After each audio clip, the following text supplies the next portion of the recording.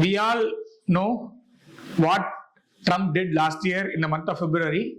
He imposed IEEPA Act, that is International Emergency Power Act, that is for controlling the economy of US. So what that did is like 10% flat tariff for everyone, including India.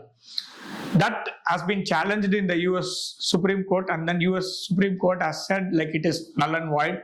You cannot impose 10% tariff on anyone. So it is a very welcome scenario for whole world as well as for the Indian point of view also. But why did this happen? Trump knows when it goes to court it will fail.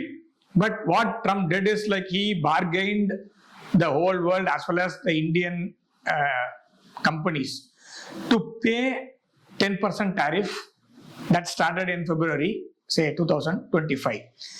He did not stop after 10%. What happened in May 2025? He imposed 50% tariff on India. And then after some time, say this year, so what he did, he reduced to 25%. So all these things, he did not consult anyone. He acted on his own. He informed his secretaries or not, but it was totally like it is a single man's move. We don't know who is calling the shots in US, but he clearly knows, he understands that if at all his actions, his tariffs and all his moves are challenged in the courts of US, it will definitely fail. That he knows, but still he bargains with the world. He buys time to stop the world on acting on their own. So this is what is happening in USA.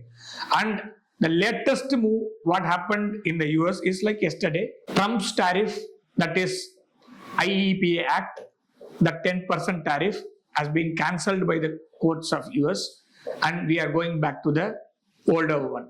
So Trump loses yet another battle in the legal fields, whether if this happens for every other decisions Trump has taken, it will be challenging the courts of US as well as moral minds of the US people. So let us see what Trump is doing after this verdict, whether he goes to court again to reopen all these things, or he is going for some other route to continue on his same journey. And then we all have to understand what Trump is doing is for the midterm election which is happening in November 2026.